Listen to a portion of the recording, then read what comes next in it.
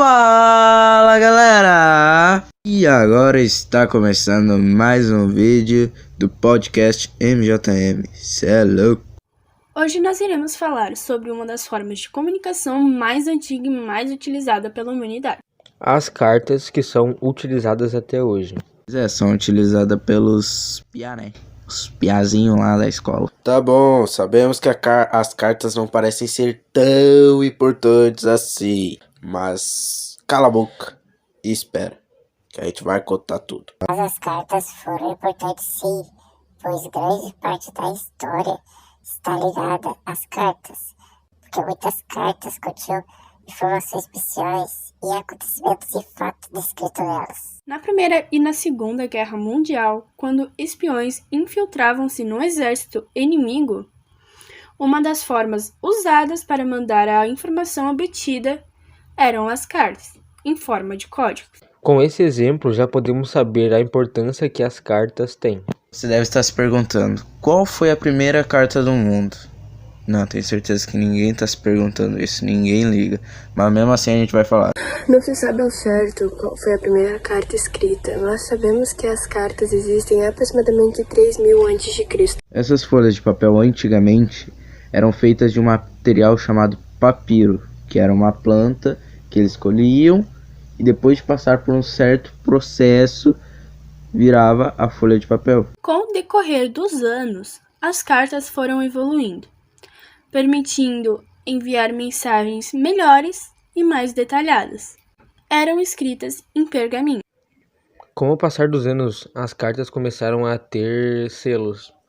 Isso autenticava o seu lugar de origem e impedia que outras pessoas lessem o conteúdo da carta, fora a pessoa que ia receber.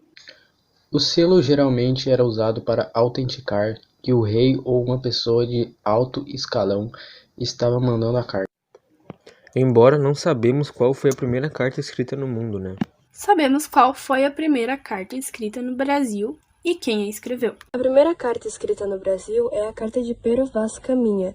Esta é a primeira carta escrita no e sobre o Brasil. Essa carta ele fala sobre a descoberta do Brasil, as plantas, tudo que tinha aqui.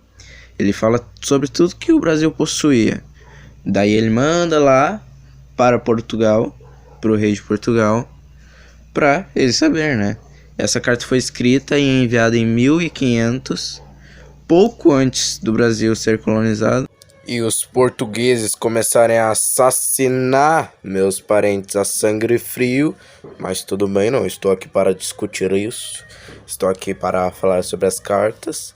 Não vou falar nem um pouco em que dá vontade de matar os branquelos. Nada sobre isso, mas voltando, ok? Vamos deixar para lá. Agora vamos falar um pouco sobre como as cartas são escritas. A carta é um gênero textual dialógico, ou seja, busca estabelecer uma conversa entre duas semanas. Era para ser duas pessoas, mas o burro do roteirista colocou 2 semanas. A pessoa que está escrevendo e a que a receberá. As características principais de uma carta são data, o dia que você está escrevendo e que foi enviada. Vocativo. A quem a carta está se dirigindo? Para quem você está se direcionando na carta? Assunto. Do que se trata, sobre o que você vai falar. E por último, a despedida. Geralmente você termina com atenciosamente ou com carinho. Aí depois desse processo, acontece o fechamento da carta e o envio. A carta também se divide em 3 tipos. Tem a carta pessoal, que geralmente você coloca os seus sentimentos, algo que você pensa ou quer que a outra pessoa saiba. E é enviado para amigos, parentes, namorada, etc. Carta do leitor. Debate e discute temas, presente em matérias ou jornais, propondo discussões e apresentando opiniões. É enviada a um jornalista responsável pela matéria lida, pelo remetente. Carta aberta. Discute problemas que ocorrem atualmente, tanto ambientais quanto sociais. Geralmente é postada em lugares com ampla divulgação. Ok, mas agora você deve estar se perguntando: Como eram entregadas as cartas? As cartas eram enviadas de diferentes formas. Uma das formas mais utilizadas e que ficou mais marcadas foram os correios. Mas o primeiro correio eficiente do mundo. Foi criado há 500 anos antes de Cristo, pelo Império Persa. Os Correios iniciaram-se no Brasil em 25 de janeiro de 1663, junto com a criação do Correio Mor.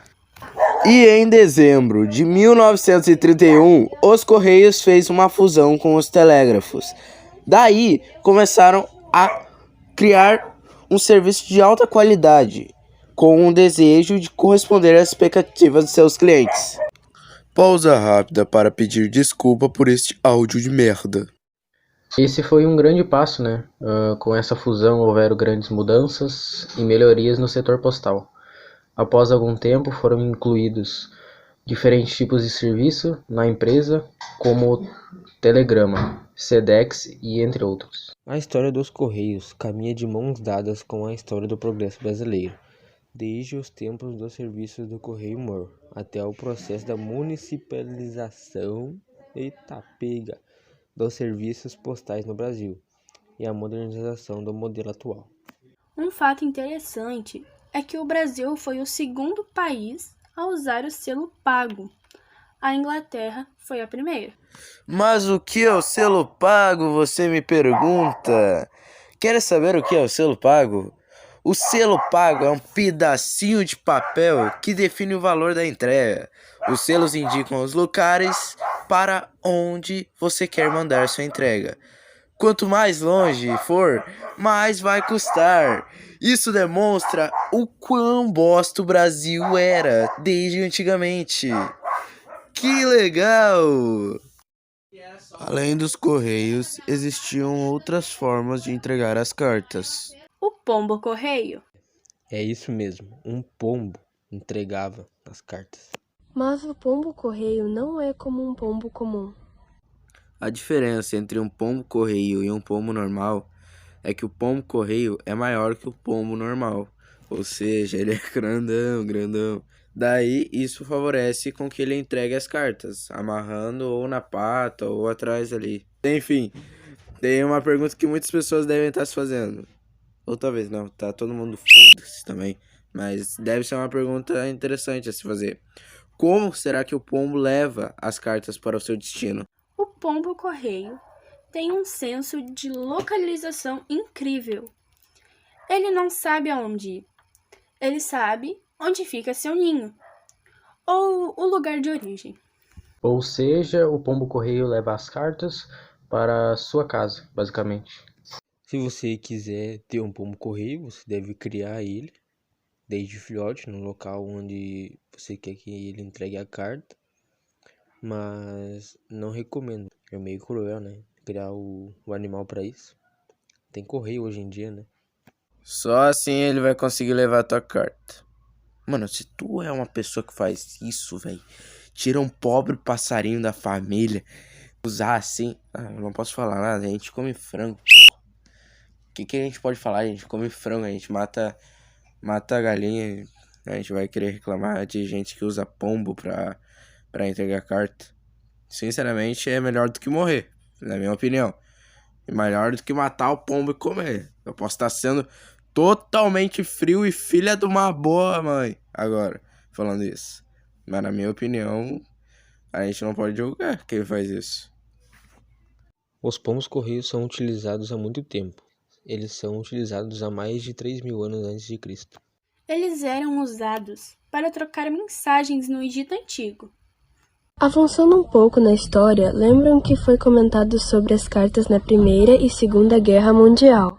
Na Primeira e na Segunda Guerra Mundial, os pombos-correios foram muito utilizados. Eles basicamente eram utilizados como uma estratégia para não ser rastreadas as comunicações pelos inimigos. Na Primeira Guerra Mundial, uma pomba chamada Sher Ame salvou 194 soldados americanos. Você deve estar pensando, impossível uma pomba salvar os soldados americanos. Mas não é impossível. Editor, coloca uma música de tensão agora, que eu vou contar uma história tenebrosa.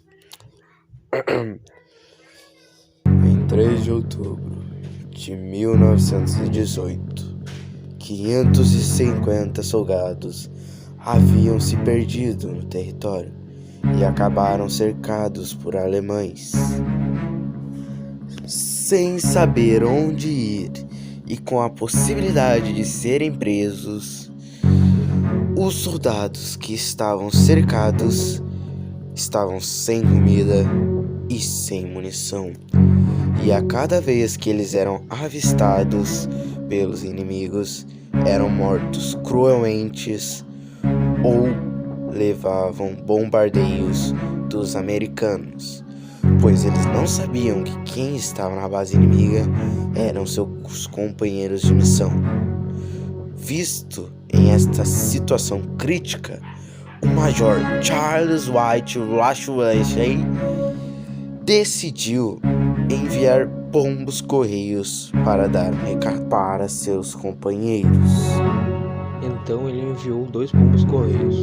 Ambos foram abatidos antes que enviassem a mensagem. Bora fazer um churrascão de pomba, pastorinho, gurizada. Desculpa pela indelicadeza. Pode voltar pro vídeo, foi mal aí. Na terceira vez, foi Cher Anne. Ela foi baleada, mas continuou voando mesmo assim. Sua persistência impressionou até mesmo as tropas.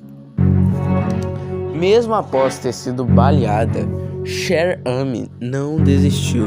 Ela continuou seu voo por 25 minutos até a base estadunidense, que ficava a 40 quilômetros dali.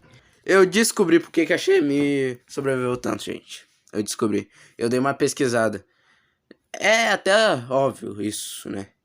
Cher é fêmea.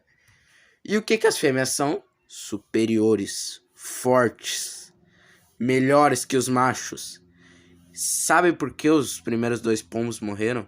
Eu pesquisei também. Os 2 pombos eram machos. Faz total sentido, cara.